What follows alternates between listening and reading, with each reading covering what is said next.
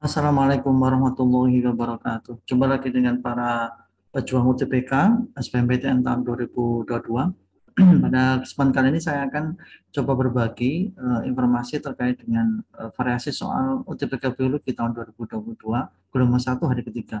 Mudah-mudahan membantu, bermanfaat, dan bisa memberikan semacam penguatan untuk persiapan bagi teman-teman yang akan tes di hari-hari berikutnya atau di gelombang berikutnya. Baik, yang pertama ini ada soal terkait dengan hormon pertumbuhan pada tanaman, hormon yang menghambat pertumbuhan tanaman dan terkait dengan waktu jatuhnya buah pada taman budidaya adalah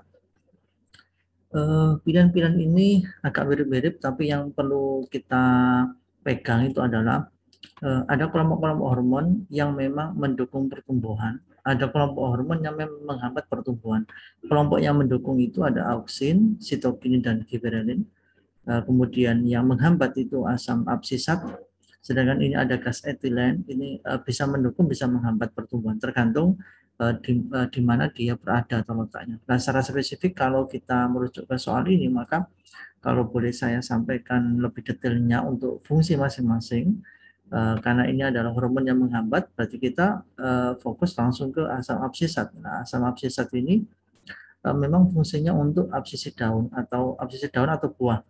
Ini adalah pengguguran daun atau buah. Jadi menghambat pertumbuhan, penutupan stomata, dan dormansi. Karena di sisi yang terjadi persambungan antara daun atau buah ke tangkainya itu tidak mengalami pertumbuhan sehingga sel-selnya mati dan menyebabkan di absisi atau gugur. Nah, ini yang dimaksudkan di soal ini, hormon yang pertumbuhan dan terkait dengan waktu jatuhnya buah, tidak lain adalah yang D ya, asam absisat.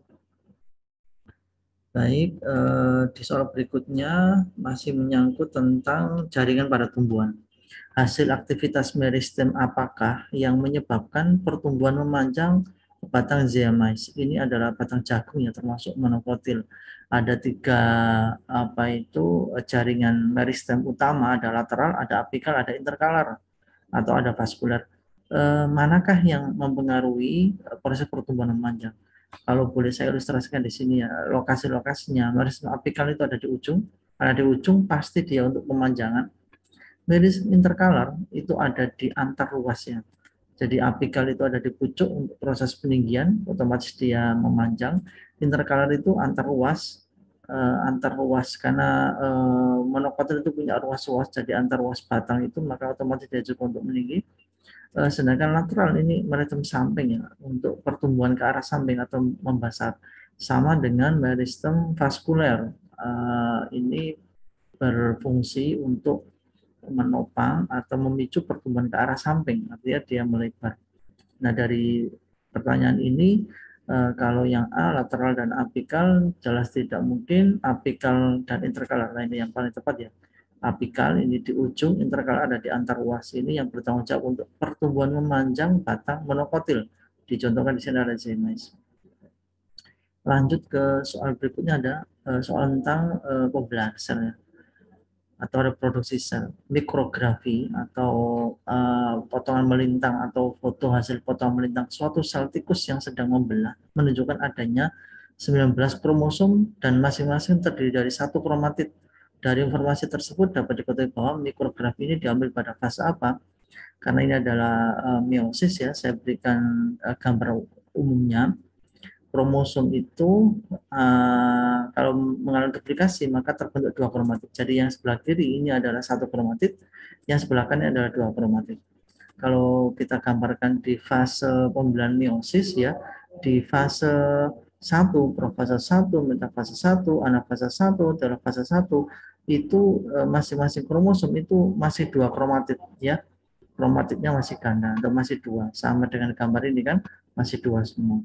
Sedangkan di fase 2 itu baru kalau profase dan metafase itu masih kromatidnya dua, sedangkan anafase dan telofase itu kromatidnya sudah tunggal. Nah, di sini yang diminta itu adalah eh, terdiri dari satu kromatid, berarti peluangnya ada di fase 2 yang anafase atau telofase.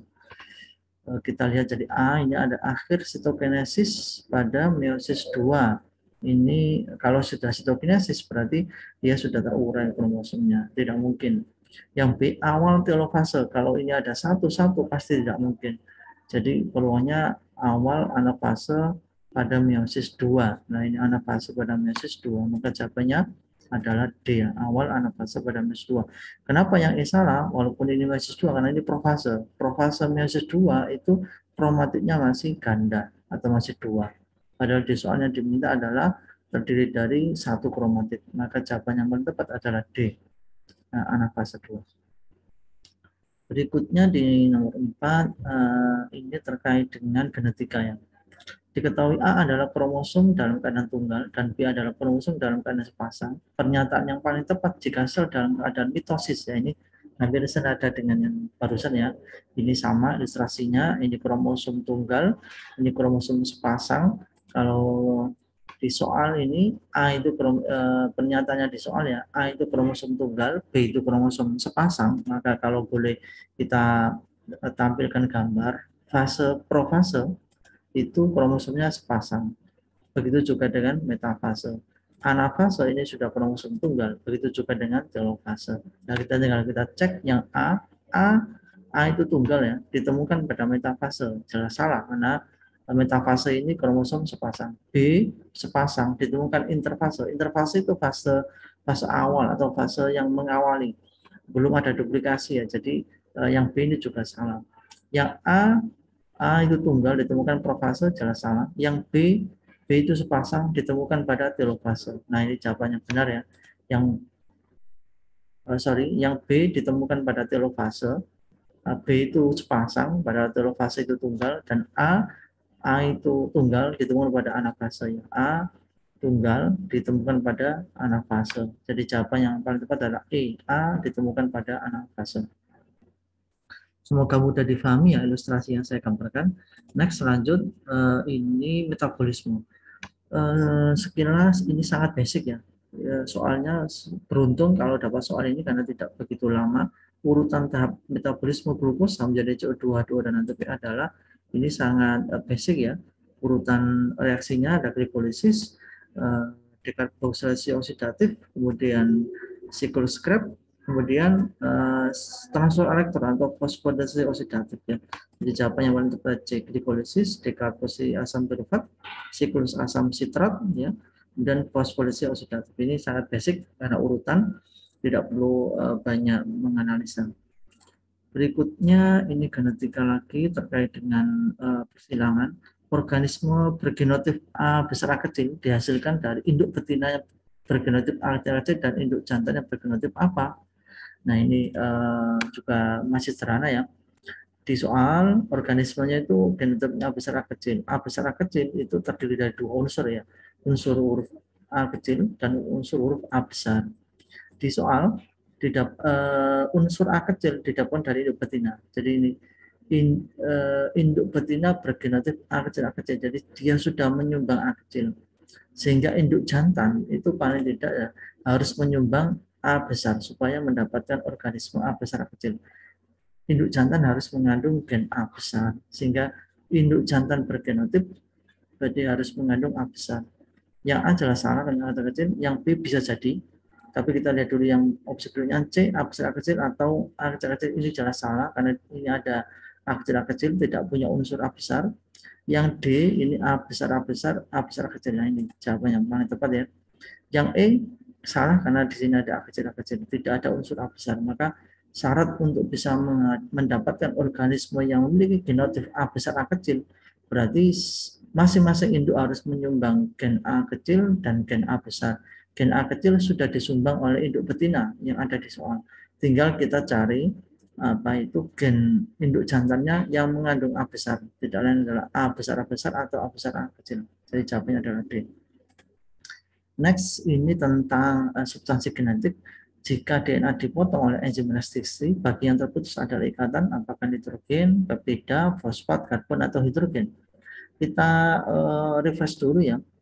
Enzim restriksi itu fungsinya memutus ikatan gula fosfat DNA dan memotong nukleotida. Nukleotida ini adalah ikatan-ikatan antar basa nitrogen. Kalau boleh kita ilustrasikan, kalau ini adalah DNA dipotong oleh enzim restriksi, kelihatan ini yang putus itu adalah ikatan antar basa nitrogen. Jadi ini A, T putus, dan ya A dan T putus ya. Nah, sehingga dia terpisah menjadi dua fragmen yang berbeda. Nah, kalau ini saya perjelas lagi, ikatan yang menghubungkan antar basa nitrogen T dan A itu adalah ikatan hidrogen rangkap 2. Kalau G dan C itu rangkap 3. Sehingga kalau di sini enzim restriksi itu memutus ikatan hidrogen. Ya, kenapa? Karena ikatan hidrogen itu yang menghubungkan antar basa nitrogen. Nah, antar basa nitrogen, enzim restriksi itu memutus DNA pada ikatan antar basa nitrogen, dan ikatan yang terjadi antar basa nitrogen itu adalah ikatan hidrogen. Sehingga jawabannya adalah ini. Baik, mudah-mudahan beberapa pembahasan soal hari ketiga ini membantu untuk modal di hari-hari berikutnya atau gelombang berikutnya. Tetap semangat. Sampai ketemu di video berikutnya di hari keempat. Wassalamualaikum warahmatullahi wabarakatuh.